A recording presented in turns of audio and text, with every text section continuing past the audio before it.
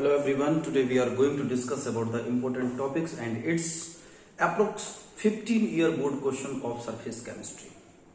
Surface chemistry के इस one unique lecture में हम 15 इयर्स में रिपीटेड क्वेश्चन देखेंगे और कुछ वो क्वेश्चंस भी हम लोग देखेंगे जो AIPMT से रिलेटेड हैं, प्लस कुछ वो क्वेश्चन भी देखेंगे जो दिल्ली बोर्ड में है प्लस फॉरेन बोर्ड्स में है। तो जितने भी अप्रोक्स हमारे पास जो बेस्ट कलेक्शन है सरफेस केमिस्ट्री का, उन क्वेश्चंस को विद आंसर मैं आपको यहाँ पर एक्सप्लेन करने जा रहा हूं। वन मोर थिंग, अगर आप इन सारे क्वेश्चंस को वन बाय वन प्रिपेयर करते हैं तो फ्रॉम दिस लेसन एक भी क्वेश्चन ऐसा नहीं होगा जो आप फाइनल एग्जाम में छोड़ के आ जाएं इस चैप्टर से। बिकॉज इन बोर्ड एग्जामिनेशन अगर 35 मार्क्स के क्वेश्चन पेपर की बात करें तो 5 to 6 मार्क्स 3 to 4 मार्क्स का वेटेज प्लस इसमें 6 मार्क्स तक के आने की संभावना है। और अगर हम 70 मार्क्स के क्वेश्चन पेपर की बात करें तो ये 8 से 9 मार्क्स का चैप्टर है, बहुत इंपॉर्टेंट चैप्टर है। स्टार्ट करता हूं, सबसे पहले स्टार्ट करता हूं मैं दिल्ली बोर्ड 2016 का क्वेश्चन है और है क्वेश्चन क्या, एब्जॉर्प्शन। तो 2016 दिल्ली बोर्ड क्वेश्चन है एब्जॉर्प्शन, ठीक है। सो इस क्वेश्चंस में आपको क्या लिखना होगा कि the process in which the concentration of substance is more on the surface. Concentration of substance is more on the surface. Okay, अगर आपके पास कोई भी सरफेस कोई भी सब्सटेंस है और इस सब्सटेंस के ऊपर ये जो कंपाउंड्स आया जिसको कि हम एडसॉर्बेट कहते हैं, तो ये सब्सटेंस का इसका कंसंट्रेशन इसको A मान लेते हैं और इसका कंसंट्रेशन होगा हाई कंसंट्रेशन। ये क्या है, सब्सटेंस। कोई भी आपके पास कंपोनेंट A है, अगर वो सरफेस के ऊपर ज्यादा एडसॉर्ब हो रहा है तो उसको हम लोग कहेंगे एडसॉर्प्शन। बच्चों याद रखना, एडसॉर्प्शन में कोई भी पार्टिकल इनसाइड नहीं जाता, that is only surface phenomena, only surface process या सरफेस फिनोमिना। ये केवल सरफेस फिनोमिना या सरफेस प्रोसेस है बच्चों। साथ साथ इसमें एब्जॉर्प्शन को भी पूछा था। So you can write the process in which the concentration of the substance is uniformly distributed through out the bulk. The concentration of substance, if the concentration of substance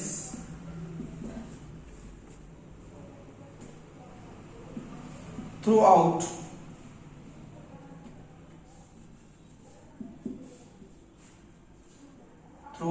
the distributed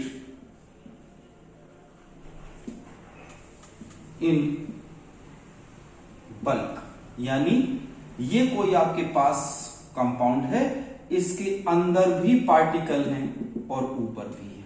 मतलब इसके अंदर जैसे आपकी cotton को water में dip कर दीजिए, cotton dipped in water. तो बच्चों आप जानते होंगे कि जब कॉटन को पानी के अंदर डिप्ट करेंगे तो पानी पूरी तरह से कॉटन के अंदर पहुंच जाएगा, ऊपर भी रहेगा अंदर भी रहेगा। और ये दोनों क्वेश्चन बेटा एडसॉर्प्शन एंड ये प्रोसेस है एब्जॉर्प्शन। तो बेटा ये दोनों प्रोसेस नोट कर लीजिए, दिल्ली बोर्ड का क्वेश्चन है, बहुत इंपॉर्टेंट प्रोसेस है। एडसॉर्प्शन क्या है, एब्जॉर्प्शन क्या है, 2016 दिल्ली बोर्ड का क्वेश्चन आपके सामने ये रहा। दूसरी बात, अब हम जो दूसरा क्वेश्चन देख रहे हैं that is of all India board और 2017 का क्वेश्चन है। इसको ऑल इंडिया बोर्ड में पूछा गया है तो इसका मतलब है बहुत इंपॉर्टेंट होगा। डिसॉर्प्शन क्या होता है, 2016 ऑल इंडिया बोर्ड का क्वेश्चन। आई एम सॉरी 2017 का है बच्चों, ऑल इंडिया बोर्ड। तो ऑल इंडिया बोर्ड में पूछा गया क्वेश्चन है, क्वेश्चन को नोट कर लीजिए जल्दी से। क्या है सब हमारे पास क्वेश्चन है, डिसॉर्प्शन क्या है? तो ये है रिमूवल ऑफ एडजॉर्ब्ड सब्सटेंस, जो सरफेस के ऊपर एडजॉर्ब हुआ था, अगर आप इसको हटा लेते हैं तो इसको डिसॉर्प्शन कहते हैं। पूछा गया है डिसॉर्प्शन क्या है? तो डिसॉर्प्शन है बेटा रिमूवल ऑफ एडजॉर्ब्ड सब्सटेंस। याद रखना बेटा, एडजॉर्ब ये भी जो सब्सटेंस के ऊपर चिपका हुआ है उसको हटाना। जैसे हमारे पास ये एक टुकड़ा है किसका बच्चों? आयरन का, Fe, और इसके ऊपर अगर गैस चिपकी हुई है, कौन सी? अमोनिया। तो इस अमोनिया को हटाना है, इस प्रोसेस को कहेंगे डिसॉर्प्शन। याद रखना है बस। ये 1 मार्क्स के क्वेश्चन हैं बेटा। कभी कभी अगर डिफाइन करने को आएगा तो 1.5 मार्क्स में, 2 मार्क्स में भी आ सकते हैं, लेकिन नॉर्मली ये डिफाइन करने वाले क्वेश्चन है। नेक्स्ट क्वेश्चन को लिख लीजिए, एंट्रोपी डेल एस क्या है? क्या चेंज होती है during adsorption? Change of entropy during adsorption. तो चलिए नोट कर लीजिए, change in entropy during adsorption. बेटा तुरंत लिखते जाना है आपको, बिल्कुल रुकना नहीं है। जैसे ही मैं क्वेश्चन बोलूं आपको तुरंत इसको नोट कर लेना। और मैं आपको बता दूं ये कब का क्वेश्चन है, ये भी 17 का है। तो एंट्रोपी डिक्रीजेस ड्यूरिंग एडजॉर्प्शन। याद रखना है एंट्रोपी ड्यूरिंग एडजॉर्प्शन हमेशा डिक्रीज होती है, यानी del S always negative during adsorption. ये आंसर है इसका 2000। ये भी 17 दिल्ली बोर्ड का है। तो डेल एस नेगेटिव हो जाएगा बच्चों अगर कभी भी एडजॉर्प्शन चल रहा है। तो फ्री एनर्जी क्या होगा इसी में बेटा? फ्री एनर्जी भी याद रखो। तो यहां पर डेल जी फ्री एनर्जी भी नेगेटिव रहती है ड्यूरिंग एडजॉर्प्शन। प्लीज ये भी नोट कर लेना, फ्री एनर्जी ड्यूरिंग एडजॉर्प्शन। अगर सरफेस के ऊपर कोई पार्टिकल आया और अगर सरफेस के ऊपर ये टच हो रहा है तो याद रखना डेल जी की वैल्यू भी यहां पर याद रखना जो क्या हो रही है चेंज। तो याद रखना डेल, अगर हम लोग डेल जी लिखें या डेल एच लिखें, दोनों की वैल्यू यहां पर नेगेटिव हो रही है। एंथैल्पी यानी डेल एच भी कैसी रहेगी बच्चों? Negative during adsorption. बहुत ही इंपॉर्टेंट क्वेश्चन है 17 का, ठीक है। चेंज इन एंथैल्पी और किस किस में देखो क्या क्या? Change in del S comma del G comma del H during adsorption. Most important question, ये 1 मार्क के क्वेश्चन है, आपको याद रखने हैं, ठीक है, कि डेल एस, डेल एच और डेल जी तीनों की वैल्यू बेटा नेगेटिव रहती है अगर एडजॉर्प्शन यानी सरफेस के ऊपर कोई प्रोसेस चल रही है। तो नेक्स्ट इज आपके पास अगला क्वेश्चन थोड़ा सा ऊपर आ गए, 2018 का क्वेश्चन है और हमसे कह रहा है कीमोजॉर्प्शन क्या होता है। हमसे कह रहा है कीमोजॉर्प्शन क्या होता है। तो it is due to the strong chemical bonding, high specific and irreversible. Chemisorption 2018 पर आ जाते हैं। सवाल है 2018 का, कीमोजॉर्प्शन क्या है? कीमोजॉर्प्शन है बेटा कोई सब्सटेंस एब्जॉर्ब हो रहा है लेकिन उसमें केमिकल बॉन्ड, जैसे ये हमारे पास सब्सटेंस है, इस सब्सटेंस के ऊपर कोई भी सबस्ट्रेट, कोई भी कंपाउंड आया और इसके साथ उसने हाईली स्पेसिफिक रीजन के साथ या हाईली स्पेसिफिक प्रॉपर्टी है इसकी ये, और इसने एक इरिवर्सिबली डेल एच जिसका बहुत ज्यादा होगा केमिकल बॉन्ड को फॉर्म करेगा। याद रखें कीमोजॉर्प्शन पर कि ये सब्सटेंस इसके ऊपर आकर के केमिकल बॉन्ड बना रहा है, तो जो डेल एच की नेगेटिव वैल्यू 80 से याद रखना 240 किलो जूल पर मोल होगी। डेल एच नेगेटिव होगा 80 से लेकर के 240 किलो जूल पर मोल। याद रखना डेल एच, इतनी हीट तो जब कोई सब्सटेंस इसके ऊपर आएगा तो हीट, ये डेल एच नेगेटिव में है बेटा। याद रखना डेल एच की वैल्यू कैसी आ रही है, नेगेटिव में। दूसरा क्या है, ये हाईली स्पेसिफिक है। तीसरा क्या है, केमिकल बॉन्ड्स फॉर्म्ड। चौथा क्या है, इर्रिवर्सिबल। याद रखना इर्रिवर्सिबल है, यानी किसी सब्सटेंस के ऊपर अगर ये केमिकल यहां से आया और इसने ये केमिकल बॉन्ड बना लिया तो ये बेटा कीमोजॉर्प्शन है।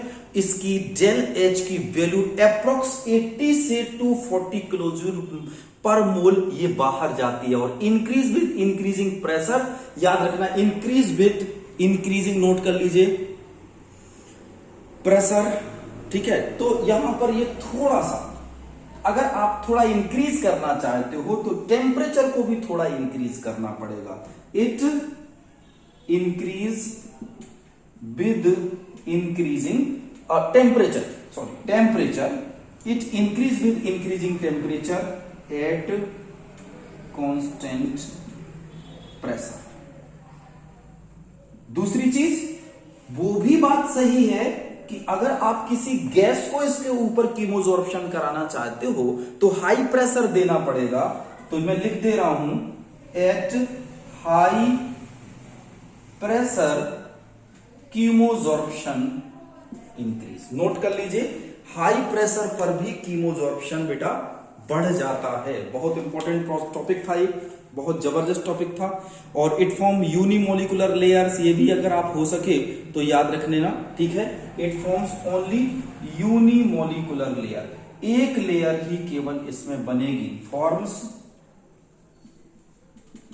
यूनिमोलिकुलर लेयर, इसके ऊपर कोई दूसरी लेयर नहीं होगी, बस एक ही लेयर केवल इसमें बनती है। तो ये एक आपके सामने 2018 का 2 मार्क्स का क्वेश्चन था। हालांकि अगर ये डिफाइन करने में कभी आ जाए, डिटेल देने में, तो ये ज्यादा का भी हो सकता है। नेक्स्ट क्वेश्चन है आपके पास फिर से 2017 का, तो नोट करें 17 का, और क्वेश्चन में पढ़ के सुना रहा हूं। Define adsorption isobar. Define adsorption isobar. Define number 1 adsorption isobar, ये पूछा है बेटा। एडजॉर्प्शन आइसोबार, देखो आपके पास फिर से मैं एक्सप्लेन करता हूं। जैसे आपके पास एक सरफेस है तो आपको इसके ऊपर एडजॉर्ब कराना है। आइसोबार का मतलब एट कांस्टेंट प्रेशर पर कराना है।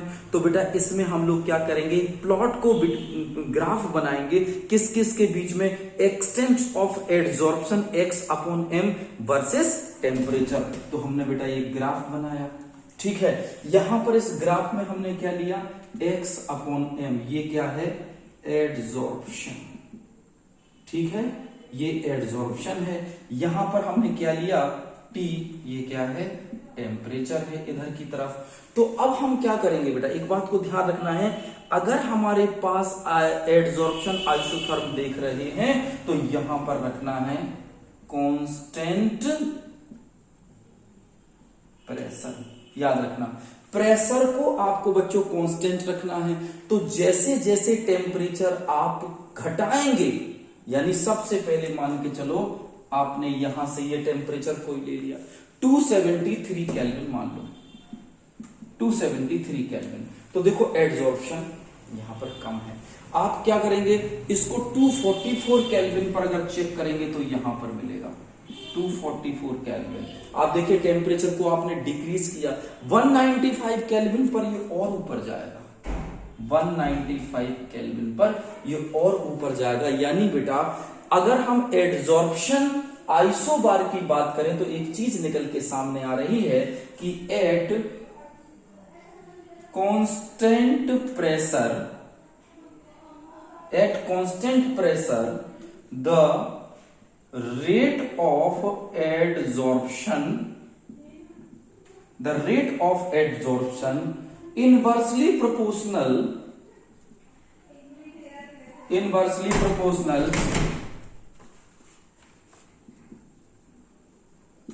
टू द टेम्परेचर, यानी हम क्या लिखेंगे, x अपॉन m किसके इनवर्सली प्रोपोर्शनल है बेटा, 1 अपॉन टेम्परेचर के। ये ध्यान रखना, यानी एड्सॉर्प्शन टेम्परेचर के इनवर्सली प्रोपोर्शनल है। टेम्परेचर जैसे जैसे आप बढ़ाते चले जाएंगे एड्सॉर्प्शन की रेट घटेगी, क्योंकि जब आप 195 यहां पर आपने पहुंचा तो आप देखिए इतना टेम्परेचर x अपॉन m 195 के ऊपर, या देखो अब यहां पर देखो इसको अपन क्या कर देते हैं, क्योंकि अपन टेम्परेचर ऐसे में लिख रहे हैं, टेम्परेचर को अपन ऐसे में लिख रहे हैं, तो यहां पर अपन किसके बेस पे बनाते हैं, प्रेशर के बेस पे। दो क्वेश्चन यहां पर एक साथ आपको समझाता हूं। जब आपने टेम्परेचर को इतना लिया तब x अपॉन m इतना पहुंचा, यानी देखो बेटा ध्यान रखना है, इतने टेम्परेचर पर 273 केल्विन टेम्परेचर पर ये लाइन हमें ऐसी मिलती है, यानी पहले x अपॉन m बढ़ रहा है और फिर x अपॉन m यहां से 273 पर कांस्टेंट हो रहा है। फिर आपने क्या किया, दूसरा प्रोसेस आपने देखा, आपने जब टेम्परेचर को कितना लिया बेटा, 244 किसी सब्सटेंस के लिए, तो 244 जब आपने सब्सटेंस टेम्परेचर किया तो टेम्परेचर आपने क्या किया, कम कर दिया, क्योंकि ये टेम्परेचर कैसा है, ज्यादा, ये टेम्परेचर कैसा है, कम। तो कम टेम्परेचर पर वही सब्सटेंस, देखो ये ग्राफ शो कर रहा है, ये ग्राफ इतना, ओके। और जब और कम टेम्परेचर किया तो वो यहां पर पहुंच गया, यानी जितना कम टेम्परेचर आप करते जा रहे हैं ऊपर की तरफ, वैसे वैसे x अपॉन की m की वैल्यू यहां पर क्या हो रही है बच्चों, इंक्रीज होती चली जा रही है। अब इस कंडीशन पर हम एक चीज और देखें, देखो बेटा बहुत इंपॉर्टेंट था ये टेम्परेचर और प्रेशर का ये, तो जैसे जैसे एड्सॉर्प्शन की कहानी आपको बिल्कुल क्लियर रखनी पड़ेगी कि adsorption is inversely proportional to temperature at constant pressure। ये देखिए ध्यान, adsorption is inversely proportional to temperature, 1 upon temperature कह सकते हैं एट कांस्टेंट प्रेशर। तो ये क्वेश्चन था। अगले क्वेश्चन पर चलते हैं, सीबीएसई का है 2017। तो बेटा 2017 में आया हुआ सीबीएसई का क्वेश्चन, अब तो मजा आएगा, इस क्वेश्चन को देख के ही पता चलता है कि कुछ दम होगी इसमें, ऐसा नहीं है, सभी में अच्छे क्वेश्चन है, बढ़िया क्वेश्चन है। और छोटा सा क्वेश्चन है 1 नंबर का कि फ्री एंडलिच एड्सॉर्प्शन आइसोथर्म क्या होता है, फ्री एंडलिच एड्सॉर्प्शन आइसोथर्म ये होता क्या है बेटा। पहले आपको इसके बारे में एक चीज याद रखना पड़ेगी, क्या, एक फॉर्मूला आपको याद रखना पड़ेगा, x अपॉन m, ये तो आप जानते हो ये क्या है, एड्सॉर्प्शन है, बराबर क्या होता है, k इंटू पी, और p के पावर में आपको हमेशा याद रखना है 1 अपॉन n लगाना है, where n should be greater than 1। ये हमारे पास फ्रेंडलिच आइसोथर्म इक्वेशन है। और इस क्वेश्चन में मैं आपको एक चीज और बताऊं, अगर बेटा इस क्वेश्चन में आप लॉग लगाना चाहते हो तो क्यों, मैं पढ़ के देख ले रहा हूं इस क्वेश्चन में क्या लॉग के बारे में भी पूछा या कितने मार्क्स का है, लेट मी चेक। ओके, तो ये क्वेश्चन मुझे मिल रहा है बेटा 3 मार्क्स का। ओ माय गॉड, इसका मतलब है आपको इसमें लॉग भी इंप्लाई करना पड़ेगा, तो आप ले लेंगे log x upon m, log x upon m। बेटा हमेशा याद रखना है, लॉग अगर आप ले रहे हैं तो दोनों साइड लेंगे, तो यहां पर क्या आ जाएगा, बराबर log k plus log k, ये क्या है, कांस्टेंट आ जाएगा, plus 1 upon n log p। ये फॉर्मूला आपको याद रखना। अब मैं आपको बताता हूं x क्या है, x है मास ऑफ गैस एड्सॉर्ब्ड, ठीक है, x मैं यहां पर लिख दे रहा हूं, x है मास ऑफ गैस एड्सॉर्ब्ड, बेटा इसी को कहते हैं एड्सॉर्बेट, जो ऊपर चिपक रही है सरफेस पर आकर के, ये क्या है, एड्सॉर्बेट। क्लियर हो गया, ठीक है। फिर आप लिख लीजिए P, K and N are constant, P, K, N are constant, ठीक है। ये सारा डिटेल हम आपको पहले भी बता चुके हैं, इसका डिटेलिंग है, ठीक है। अब बेटा इसके लिए आपको जो इक्वेशन है, ये दोनों इक्वेशन आपको याद रखनी है। फ्रिडलिच इक्वेशन है, याद रखना है। अगर इसका आप ग्राफ बनाना जा रहे हो तो इसको नोट कर लो पहले, फिर मैं इसका ग्राफिकल रिप्रेजेंटेशन भी समझा दे रहा हूं। फ्रिडलिच इक्वेशन क्या है, इसका ग्राफिकल रिप्रेजेंटेशन मैं आपको बता दे रहा हूं। इसका ग्राफ कैसे बनता है, जल्दी से ग्राफ देख लेते हैं। फ्रिडलिच इक्वेशन का ग्राफ, तो सबसे पहले आप क्या करिए, एक ये लाइन प्लॉट करिए। यहां पर रेट ऑफ एडजॉर्प्शन बच्चों बनाना है, नीचे से ऊपर की तरफ। ये रेट ऑफ एडजॉर्प्शन, जिसको आप x अपॉन m लिख लीजिए। आप चाहो तो मेरे प्यारे बच्चों इसको आप लॉग भी लिख सकते हो। अब आपको इसका versus log P Freundlich adsorption isotherm के लिए यहां पर आपको लेना पड़ता है प्रेशर, और उसमें भी आपको लॉग लगाना है, तो आपने लगाया यहां पर लॉग पी। इन दोनों के बीच में याद रखना इंटरसेप्ट होता है लॉग के। यहां पर एक पॉइंट लगाइए, यहां पर आपको लिखना है लॉग के, ये इंटरसेप्ट है यहां पर। और ये कहां से जाएगा, यहां से एक सीधी लाइन यहां पर जाएगी।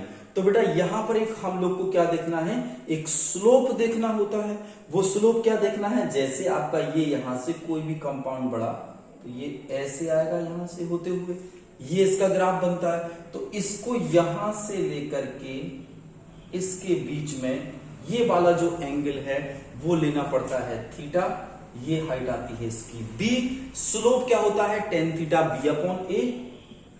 स्लोप टेन थीटा बराबर बी अपॉन ए आ जाएगा, ठीक है। अगर आप यहां पर जानना चाह रहे हो, ठीक है, कि ये पूरा ए क्या है, तो बेटा ये डिस्टेंस ए होती है, ये डिस्टेंस ए होती है यहां से। तो स्लोप इसकी जो निकलती है वो होती है टेन थीटा, और ये टेन थीटा की वैल्यू किसके बराबर जा रही है, याद रखो, देखो दिख भी रहा है यहां पर बी अपॉन ए। ये देखो ये बी और ये टेन थीटा की स्लोप जाती है। तो ये बेटा इसका ग्राफ है, याद रखना है। फ्रिडलिच आइसोथर्म का ग्राफ, इतना सा आपको इसका ग्राफ भी बना देना है, फ्रिडलिच आइसोथर्म। ओके, हम केवल बोर्ड क्वेश्चन कर रहे हैं, तो बोर्ड क्वेश्चंस का अगला नेक्स्ट हमारे पास पड़ाव पहुंच रहा है, और सीबीएसई सैंपलर पेपर 2017 का क्वेश्चन है कि प्रमोटर्स क्या होते हैं। वेरी सिंपल, 2000 फिर 17 सैंपल पेपर सीबीएसई एग्जाम्पलर का भी है प्लस बोर्ड का भी क्वेश्चन है कि प्रमोटर क्या होते हैं। तो चलिए पहले 2 मिनट जल्दी से, अगर आपको आता है तो आप जल्दी से बता दीजिए कि प्रमोटर्स क्या होते हैं। तो ये बेटा जो प्रमोटर्स हैं ये क्या करते हैं, इंक्रीज एफिशिएंसी ऑफ कैटलिस्ट। ये कैटलिस्ट की एफिशिएंसी बढ़ाते हैं। अगर मैंने लिखा N2 plus 3H2 reversible 2NH3, मैंने लिखा Fe, मैंने लिखा MO, तो यहां पर MO मतलब मोलिब्डेनम। ये क्या है, प्रमोटर है, which increase the rate of efficiency of iron. तो ये बेटा किस पर काम करेगा, आयरन पर काम करेगा, और आयरन अपना और रोल दिखाएगा यहां पर और तेजी से इस प्रोसेस को आगे बढ़ाएगा। तो प्रमोटर क्या होते हैं, प्रमोटर वो सब्सटेंस है जो कैटलिस्ट की एफिशिएंसी को बढ़ाते हैं। नेक्स्ट क्वेश्चन आपके पास 2017 का आ रहा है कि होमोजीनियस कैटलिस्ट क्या होते हैं, या होमोजीनियस कैटालिसिस क्या होता है। ये भी 2017 का क्वेश्चन है ऑल इंडिया का। Homogeneous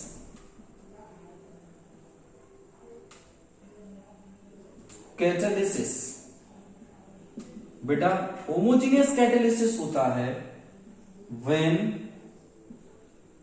reactants, catalyst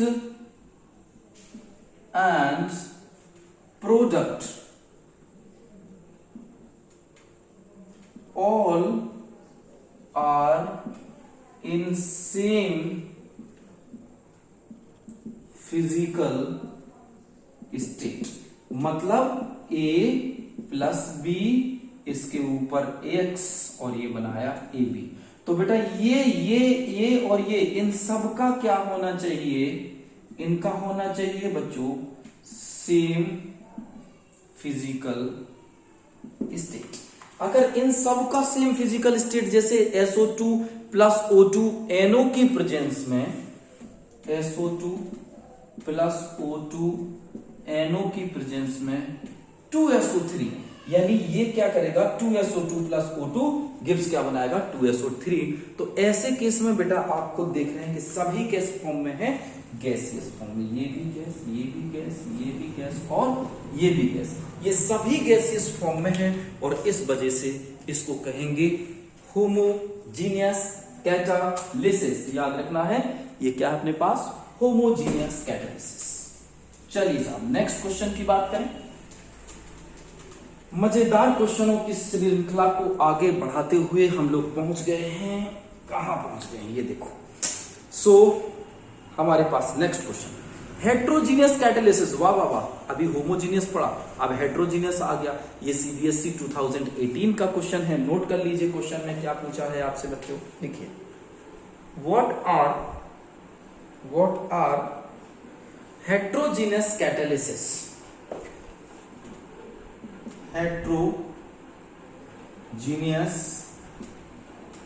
catalysis, heterogeneous catalysis क्या होता है तो समझ गए होंगे, जब सारी फिजिकल स्टेट डिफरेंट हो। पहले तो मैं आपको बता दूं कि ये क्वेश्चन हमारे पास 2018 का CBSE का क्वेश्चन, ठीक है। आंसर इसका है when reactant comma catalyst and products are in different physical state। जैसे N2 plus 3H2 reversible 2NH3 Fe के प्रेजेंस में। बच्चों ये गैस, ये गैस, ये गैस, लेकिन ये क्या है सॉलिड है। तो याद करो जल्दी से, नोट करो इसको।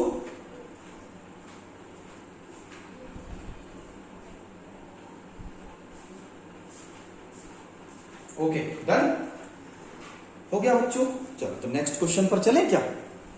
नेक्स्ट क्वेश्चन देख लो मैं क्या है, selectivity of catalyst. Very good, पहले आपको बता दूं ताकि आपको भी लगे कि सर जो हम लोग पढ़ रहे हैं वो कौन से ईयर का क्वेश्चन है। तो बेटा सिलेक्टिविटी ऑफ कैटलिस्ट पर हम बात करें तो ये CBSE भैया 18 का ही है। सिलेक्टिविटी, पहले आपको एक चीज बता, सिलेक्टिविटी ऑफ कैटलिस्ट जब आता है तो इसमें मैंने खुद कॉपियां चेक की हैं बेटा, बहुत बार स्टूडेंट बहुत सारी गलतियां करते हैं। सिलेक्टिविटी ऑफ कैटलिस्ट का मतलब होता है ability of catalyst to direct reaction और गिव पर्टिकुलर प्रोडक्ट। याद रखना, तो सिलेक्टिविटी का मतलब हर एक रिएक्शन के लिए एक पर्टिकुलर और फिक्स कैटलिस्ट ही होता है, तो है सिलेक्टिविटी ऑफ कैटलिस्ट। तो बेटा सिलेक्टिविटी ऑफ कैटलिस्ट है for every reaction there is a specific catalyst। हर एक के लिए एक स्पेसिफिक कैटलिस्ट है, कोई भी कहीं पर भी काम नहीं करेगा। जैसे अगर हम लोग H2 प्लस O2 की बात करें तो नॉर्मली ये नो रिएक्शन, बच्चों यहां पर कोई रिएक्शन नहीं होगी। लेकिन अगर हम यहां पर कर दें 2H2 प्लस O2 और अगर इसके ऊपर प्लेटिनम डाल दिया तो ये रिएक्शन तो होगी, साथ साथ एक्सप्लोजिव भी होगी। तो ये है एक्सप्लोजिव रिएक्शन। तो आप देखिए प्लेटिनम का यहां पर रोल क्या है कि पर्टिकुलर रिएक्शन के लिए पर्टिकुलर कैटेलिस्ट होता है। यहां पर प्लेटिनम को जब H2 और O2 में मिलाया तो जाहिर सी बात है क्या बनेगा, 2H2O बनेगा, और जब ये बनेगा तो एक्सेस अमाउंट में हीट बाहर निकलेगी और एक हाईली एक्सप्लोजिव रिएक्शन यहां पर ये देगा। क्लियर हो गई बात? तो बेटा इसको हम लोग देते हैं, एक तो एक्टिविटी ऑफ कैटेलिस्ट की बात कर सकते हैं, दूसरा सिलेक्टिविटी ऑफ कैटेलिस्ट में एक एग्जांपल और मैं आपको देना चाह रहा हूं जो बहुत ही ज्यादा फेमस और इंपॉर्टेंट एग्जांपल है कि जब हम पहले लिख दूं यहां, for every reaction there is a specific catalyst. Okay, अब देखो एक मजेदार रिएक्शन बेटा, अगर हम कार्बन मोनोऑक्साइड और हाइड्रोजन की रिएक्शन कराते हैं निकेल के प्रेजेंस में, कार्बन मोनोऑक्साइड हाइड्रोजन की रिएक्शन निकेल के प्रेजेंस में, बेटा ये मीथेन गैस बनाता है और वाटर यहां से बाहर चला जाता है गैस के फॉर्म में। अब बच्चों इसी रिएक्शन में अगर मैं कॉपर को ले लूं तो क्या होगा, कार्बन मोनोऑक्साइड हाइड्रोजन, अगर मैंने कॉपर ले लिया, देखिए रिएक्टेंट वही है लेकिन कैटेलिस्ट को क्या किया, बदल दिया, तो ये बदलने पर बनता है फॉर्मेल्डिहाइड।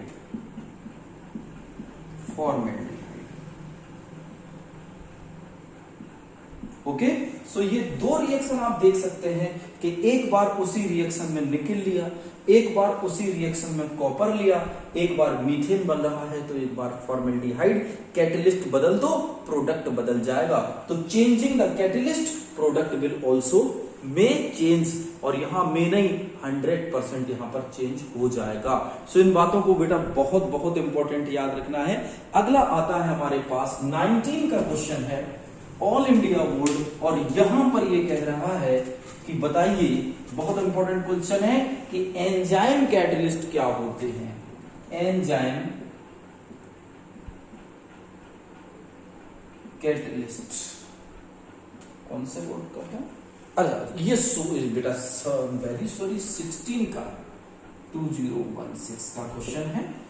नेक्स्ट है इसका 2019 का, ये 16 का क्वेश्चन है। तो बेटा याद रखना है एंजाइम कैटलिस्ट वो कैटलिस्ट होते हैं जो क्या करते हैं, कैटलाइज्ड स्पेसिफिक बायोलॉजिकल रिएक्शन। किसी भी बायोलॉजिकल रिएक्शन के लिए स्पेसिफिक कैटलिस्ट होते हैं। जैसे अगर हम केन शुगर को वाटर से रिएक्शन कराएं, केन शुगर C12H22O11 वाटर मिलाया और इस पर डाल दिया इनवर्टेज, तो बेटा अगर आपने इसके ऊपर इनवर्टेज नाम का एंजाइम डाल दिया तो ये ग्लूकोज और फ्रक्टोज देता है। C6H12O6 ग्लूकोज प्लस C6H12O6 ये क्या होता है, फ्रक्टोज। बेटा ये किसका कंपाउंड है, कीटोन का, और ये किसका कंपाउंड है, एल्डिहाइड का। यानी ग्लूकोज में कौन सा ग्रुप मिलता है, CHO, और फ्रक्टोज में कौन सा ग्रुप मिलता है बच्चों, कीटोन। इस बात को भी आपको याद रखना है कि ग्लूकोज में एल्डिहाइड ग्रुप होता है और फ्रक्टोज में कीटोन ग्रुप होता है। तो ये हमारे पास हो जाते हैं कौन से, catalyzed specific biological reaction are known as enzyme catalyst। Clear? So ध्यान रखेंगे इसको। आगे क्वेश्चन पर चलते हैं, और जो मैं आपसे कह रहा था कि अगला क्वेश्चन हमारे पास एक इंपॉर्टेंट क्वेश्चन है, और ये क्वेश्चन है हमारे पास 19 में भी आया हुआ क्वेश्चन, लेकिन वही रिपीट हो गया जो अपन ने पढ़ा था, एड्सॉर्प्शन और एब्जॉर्प्शन में डिफरेंस करने को आया है। फिर हमारे पास 2016 ऑल इंडिया का है, लियोफिलिक सॉल। लियोफिलिक सॉल क्या होते हैं, ठीक है, 2016 अगेन लियोफिलिक सॉल। चलिए इसको आप बताइए, लियोफिलिक सॉल क्या होते हैं, डायरेक्ट फॉर्म रिवर्सिबल स्टेबल। याद रखना ये फॉर्म क्या होता है, वाटर के साथ इनको मिला के बनाया जा सकता है। लियो का मतलब होता है वाटर लविंग, लियोफिलिक आ रहा है ना बेटा, लियोफिलिक का मतलब यहां पर होता है वाटर लविंग। तो ये वाटर लविंग कंपाउंड जो है इनको वाटर के साथ रिएक्शन करके बनाया जा सकता है, ये डायरेक्टली बनते हैं। तो क्या लिखेंगे, डायरेक्टली फॉर्म्ड। एक चीज डायरेक्टली फॉर्म्ड का मीन्स क्या हुआ, अगर आपने पानी में लिया और इनका अगर सॉल्व बनाना चाह रहे हैं तो आप डायरेक्ट डालिए, बन जाएंगे। और ये बेटा याद रखना काफी स्टेबल हैं। और ये कैसे होते हैं, रिवर्सिबल। ये कैसे हैं, रिवर्सिबल भी हैं। ये कैसे होते हैं, स्टेबल होते हैं। एग्जाम्पल क्या है, गम है, जेल है, एटसेट्रा।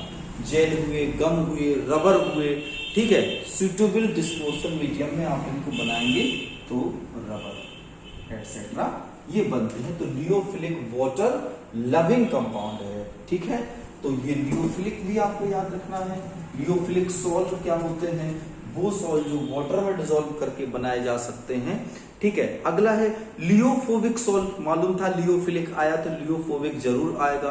तो ये क्या है, prepared by special method, readily coagulated और इरिवर्सिबल होते हैं।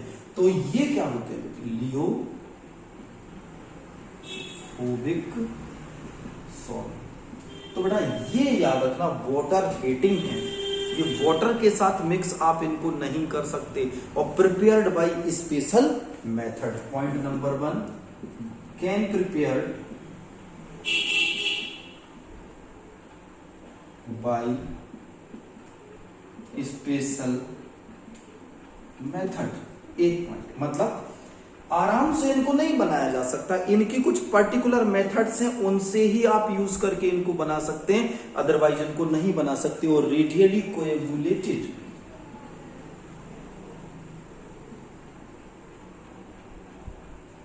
ये तुरंत कोएगुलेट हो जाते हैं, आपस में मिक्स हो जाते हैं, मिल जाते हैं, ठीक है। अनस्टेबल भी होते हैं और इरिवर्सिबल भी। सॉरी, इरिवर्सिबल,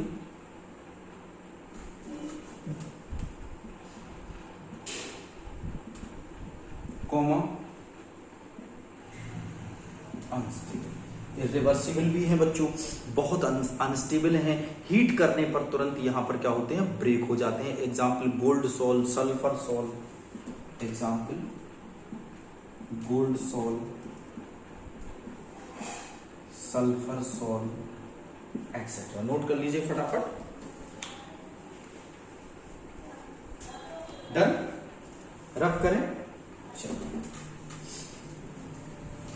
नेक्स्ट क्वेश्चन देखते हैं, हमारे पास है एसोसिएटेड कोलाइड दो बार आया है, 2016 में और 2017 में। Associated collides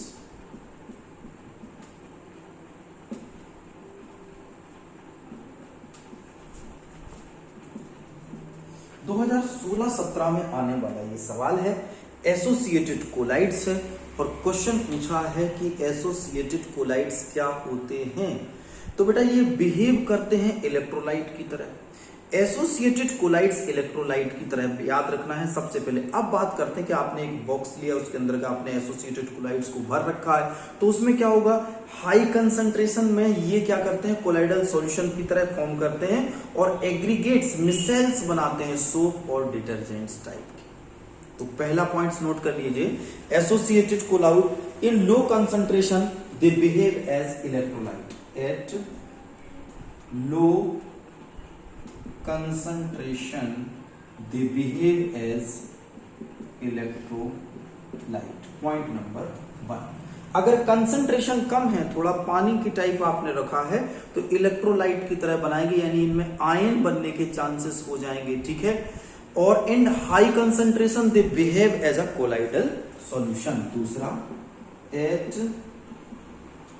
high concentration they behave as colloidal solution। अगर कंसंट्रेशन ज्यादा ले लिया आपने तो ये बिहेव करेंगे कैसे बेटा, कोलाइडल सॉल्यूशन की तरह। लो कंसंट्रेशन पर बिहेव करेंगे जैसे ये इलेक्ट्रोलाइट हो। बस ये पॉइंट अगर आप पकड़ गए तो बस समझ लीजिए 2 नंबर आपकी झोली में 100% यहां पर आ जाएंगे। और क्वेश्चन क्या है, एसोसिएटेड कोलाइड्स का ये मिसेल्स बनाते हैं, तो आपको पता ही होगा साबुन जैसे होता है, मिसेल्स फॉर्म्ड, एग्जाम्पल सोप्स, साबुन इनका एग्जाम्पल है एसोसिएटेड कोलाइड्स का। चलिए नेक्स्ट क्वेश्चन पर जल्दी से चलते हैं, और हमारे पास है क्राफ्ट टेम्परेचर क्या होता है। ठीक है, तो क्राफ्ट टेम्परेचर, ये तो बहुत कम लोगों ने सुना होगा, क्राफ्ट टेम्परेचर। और क्वेश्चन कौन से ईयर का है भाई साहब, 2017 का है। क्राफ्ट टेम्परेचर, चलिए अगर किसी को आता है तो बताइए क्राफ्ट टेम्परेचर क्या होता है। The temperature above this temperature the micelles form, मतलब मिसेल्स को क्या बोला था अपन ने, क्या बोला था, एसोसिएटेड कोलाइड्स। याद रखना, ऐसा टेम्परेचर जिस टेम्परेचर के ऊपर एसोसिएटेड कोलाइड्स बने, मिसेल कोलाइड्स बने, उसको हम लोग कहते हैं बच्चों क्राफ्ट टेम्परेचर। याद रखना है। फिर आता है क्रिटिकल मिसेल कंसंट्रेशन, CMC। ठीक है, तो क्रिटिकल मिसेल कंसंट्रेशन एक पार्ट, दूसरा पार्ट है इसका CMC, क्रिटिकल मिसेल्स कंसंट्रेशन। चलिए, ये तो शायद आपने छोटी 10th क्लास की बुक में जरूर पढ़ा होगा। ठीक है, तो क्या होता है बेटा ये क्रिटिकल मिसेल कंसंट्रेशन, नोट कर लीजिए। Critical micelle concentration, the particular concentration above at which the micelles form. याद रखना, जैसे अभी अपन ने ये पढ़ा था क्राफ्ट टेम्परेचर, और इसकी वैल्यू क्या होती है, साबुन के लिए एक पर्टिकुलर टेम्परेचर चाहिए। क्रिटिकल मतलब फिक्स, क्रिटिकल का मतलब होता है फिक्स, क्राफ्ट का मतलब उससे ऊपर, क्रिटिकल का मतलब फिक्स। जैसे सोप के लिए जानते हो कितना होता है, इसके 10⁻⁴ से 10⁻³ मोल पर लीटर कंसंट्रेशन चाहिए यहां पर। याद रखना, तो यहां पर क्या लिखेंगे, फिक्स्ड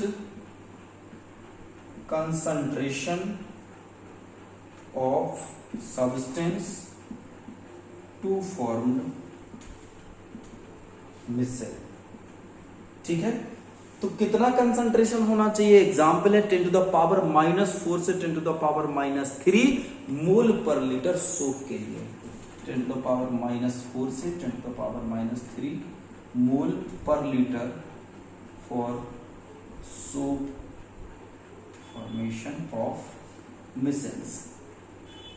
याद रखना, इतना टेम्परेचर अगर होगा तो साबुन का मिसेल बनेगा। इसको कहते हैं CMC और इसको कहते हैं KT।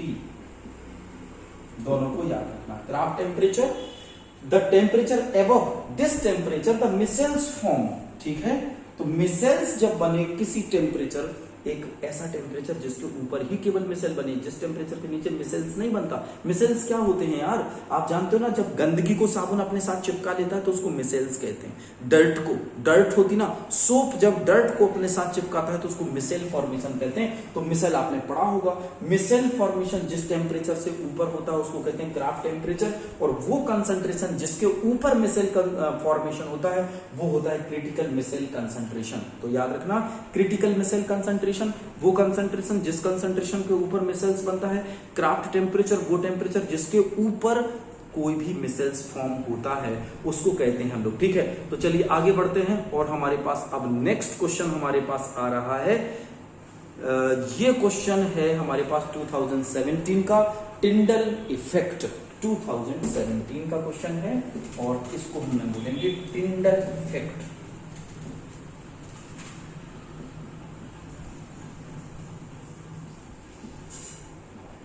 अगर आपसे पूछे कि बेटा टिंडल इफेक्ट होता क्या है, तो देखो, एक the path of light become clearly visible in colloidal solution. जब आप light passes through the colloidal solution, its path can be see. कैसे, ये आपने लाइट, ये कोलाइडल सॉल्यूशन बेटा इसमें ले लिया। ठीक है, इसके अंदर मैंने लिख दिया कोलाइडल सॉल, यहां से आपने लाइट पास की, तो जब लाइट पास करेंगे तो ये बेंट हो जाएगी, तो यहां पर एक कोन नजर आएगी, आप यहां पर एक कोन नजर आएगी, इसी को कहते हैं टिंडल बन जाना। और अगर इस पॉइंट पर आप माइक्रोस्कोप से इसको देखें, माइक्रोस्कोप, तो बेटा इस पार्ट पर आपको ब्राउनियन मूवमेंट नजर आएगा। ब्राउनियन मूवमेंट क्या होता है बेटा? जिगजैग मूवमेंट ऑफ पार्टिकल्स, याद रखना। जिगजैग मूवमेंट क्या होता है? ऐसे चलते हैं पार्टिकल,